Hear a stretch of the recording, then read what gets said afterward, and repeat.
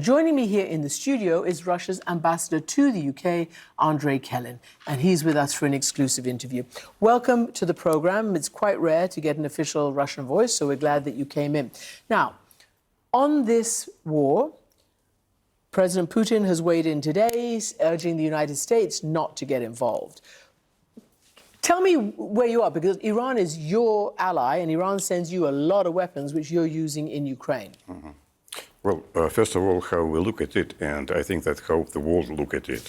This is an unprovoked strike, a military aggression, in fact, by a state Israel, which always denied to take any obligations under non-proliferation of nuclear weapon regime against Iran, which is a state which is a member, part of the NPT treaty, and which is under the IAEA system of safeguards, and which totally is obedient to it. And I would like also to point out to the conclusion of intelligence community of the United States, which states that since 2003, Iran does not develop a nuclear weapon in spite of outside push, which pushes him to do so. Now, you heard Deputy Foreign Minister Ravanchi continue to say that that is not their doctrine. They will not go for a nuclear weapon. Obviously, others, like Israel, disputes that. But can I ask you from your own Russian perspective, because you were also part of the JCPOA. In fact, I think Russia took a lot of the enriched uranium under that deal, right? What does Russia say about Iran pushing the limits? I mean, that is high, 60% enrichment at that quantity, according to the IAEA. What do you make of that? Why do you think Iran is doing that? We are not engaging at this platform. I will say that none part of us is engaged in a conversation. This is a very specific conversation. But we do believe Iran. It has no purpose of developing a nuclear weapon. It has a purpose of developing it for domestic consumption, for domestic needs, for energy. And what is going on, it is a terrible escalation, because it is very dangerous from our point of view and everybody who is in the region, because we can get a contamination. This strikes against nuclear facilities. And we also have over there an atomic power energy facility over there, which have constructed for Iran. The Bushehr facility. Yes, I've been there, 95. Yes, Bushehr. So we do believe that it is, one should be very careful about that. We can get a contamination of the region and even beyond the region. So it just strikes me that the nuclear deal that was signed in 2015 is possibly the first and the only agreement that I can conjure up in my head right now that the entire UN Security Council voted for. Russia, China, the US, the permanent members who are always at loggerhead, who never all vote on the same thing, all voted for this. Iran is also your main ally now, one of them, in your fight against Ukraine. What would you do without Iranian drones, all the stuff that they're sending you, the Shahed suicide drones, which are causing so much destruction in Ukraine? It was an initial phase of the special military operation over there when we have used the Iranian drones, as experts are saying. And since that time, we have constructed a lot of facilities on our soil that is producing much more advanced weaponry, including these, as you call, Shaheds, unmanned flying objects, which is now in place, but it is our own production. So are you saying you don't need Iranian weapons anymore? I do not know. That is beyond my competence to speak about that. It is. But as I understand, the production in Iran was very limited on it. They do have facilities, but since that time we have developed our own industry in all branches necessary to supply for the special operation in Ukraine. Is Iran still an ally? I mean, I feel like you're dropping them with this statement. Is it still an ally? It is, of course, in ally. We have a treaty that just has been ratified by Iranian parliament and by Russian parliament on that subject. We are not allies in military terms. We do not have such an obligation. But you were. You may not have it written down, but you were. We do not have such an obligation, but we have a lot of cooperation. We develop it in many areas, and I can prove it because since we have evacuated a lot of cultural delegations and scientific delegation right now from from Iran, an orchestra, and a big cinema production capacities over there, which under Bondarchuk was ahead of it. An orchestra I mentioned, a scientific, big scientific. You've just evacuated a whole bunch of Russians? Yeah. Because of this war? That included also scientific people, politicians, and all of that side. Can I ask you something? Because it's very, we all know that Benjamin Netanyahu had a pretty close relationship with President Putin. He didn't come to the aid of Ukraine, and he needed Putin's acquiescence, permission, whatever, to bomb targets inside Syria while you were supporting Assad. Now, of course, Assad has fallen. Israel has quite control of the skies over Syria as well and continues to bomb there. Does Putin have any influence with Israel or Iran if he doesn't want, this to continue? Has he been asked? That's a good question, and I think that he does. He did talk to Netanyahu, he did talk to Iranian leadership, he talked to Trump, who has just confirmed it. And actually, we have connections with all players in the area, in the region, and we can offer some mediation efforts on that subject if it will be required. And I know that there are players, important players in the area and outside of the area that will welcome these mediation efforts. Let's get to Ukraine, because whatever you say about what Israel has done to Iran, you have done that for 3 years plus in Ukraine. You've violated a sovereign country, you are attacking their civilians, you're also targeting and attacking various reactors there, so potential of a nuclear catastrophe. Trump has said he doesn't necessarily want to put any more sanctions on. Do you feel any leverage? What is it going to take to get you, the Russians, to actually be serious about a ceasefire or not? Or are you playing Trump? Because he thinks what?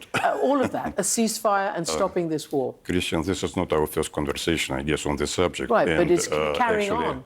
Our goal is an overall comprehensive agreement on the situation with elimination of ground roots of the conflict. We would like to do it once and forever. We do not want to have a pause that will serve Ukraine to regroup its forces and so on. There are two ways of doing this. One is just to move ahead, or you have a situation of complete impasse on the field, and then you enter the negotiations. Or, but this is a difference. We are now in offensive, and Ukraine is in retreat. In a quick retreat. In May, we have taken about 600 square kilometers of the territory of Ukraine, and we continue to do that with even more scale. So we do not see any necessity to stop. So you think you're winning? You think you're winning? Yes, of course we do. Yes, we continue to acquire more and more grounds. And for Ukraine, there is a choice. Either they will take our conditions right now, and it will be a permanent ceasefire and a comprehensive settlement of the situation, or we will continue this drive and Ukraine will have to surrender under much worse conditions than that we are proposing right now. That's pretty aggressive. I mean, it really sounds like you're doubling and tripling down. It'll have to surrender, it needs to take our terms or else. That's not a negotiation, Ambassador. That's a capitulation. No. We are in the process of starting the negotiations. We have had 2 rounds of negotiations with Ukraine, and we achieved a lot of agreements, I will say, important agreements. Humanitarian side, exchange of prisoners, exchange of bodies, exchange of young soldiers who are prisoners, and all others. So this needs also an exchange. And we are planning the 3rd round of negotiations after the 22nd of June. The date is not yet fixed, but it is in the plans. So this is stage-by-stage negotiations because it's a complicated conflict. Oh, yeah. Very but much. Not actually, because you invaded your neighbor and violated international law. So that's clear. So the question is, you don't want them to have any NATO stuff, no real army. I mean, those are the conditions that Putin said from the very beginning. Can you confirm that those are still the conditions? You don't really want an independent, sovereign Ukraine. We have never said that. You have. But there are 2 major issues. One is that Ukraine should not be part of NATO because it is very threatening to us. It is damaging our security. And the second is re-establishment of normal human rights on the territory of Ukraine for everybody. That should include Russians, Hungarians, Poles living on the territory of Ukraine, and which is now very detrimental. And the situation of minorities in Ukraine. But you also want, you're asking for territory that you haven't even occupied yet. But let's move on, because we know that. What? It will come? Of course it is. You really are confident? On the territories. Where are you going to get all these soldiers? I know you have a bigger population, but can you explain to me why your soldiers or the families, what's going on? You pay them, don't you? Yes, we do pay our soldiers. But I mean extra to recruit them? What are the families in Russia saying about this war?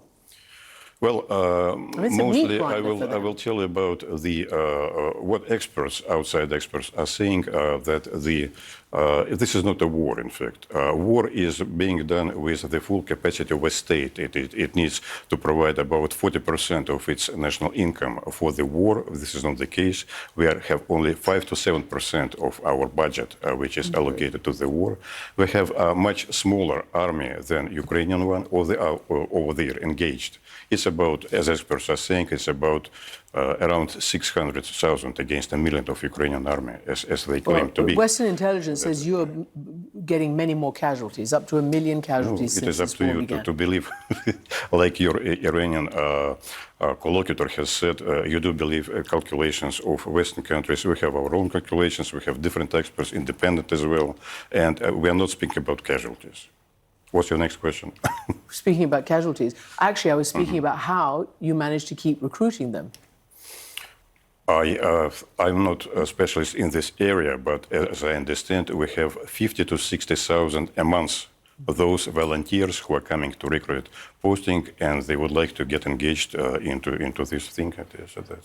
Where do you think this will be, as you just mentioned, on June 22nd? Because as you know, again, President Trump feels that he thought he had a relationship with Putin that would lead Putin to actually be serious about a ceasefire and a negotiated deal. I'm talking about Trump now. He also has been telling people that he feels like he's been played by Vladimir Putin, and he says he's losing patience and that you're both like children in a kindergarten, both sides, and you have to fight until I have seen this statement I have seen this statement by President Trump, of course, about children playing in the garden. But we are not in a situation like they have been in Canada now, where it was as some people are saying, 1+6 meeting. So they, yes. You mean at G7 in Canada? Yes, G7 characteristic 1+6. I think that it was one of the best things which I have heard. We do have conversations between our two presidents on equal footing. I will tell you, and since I can follow what they tell to each other, that is a conversation, very polite, between two leaders who understand what they do, with a lot of trust and with a lot of understanding of each other's position. Okay. But not yet closer to ending the war. Ambassador Kelin, thank you very much indeed. Thank you.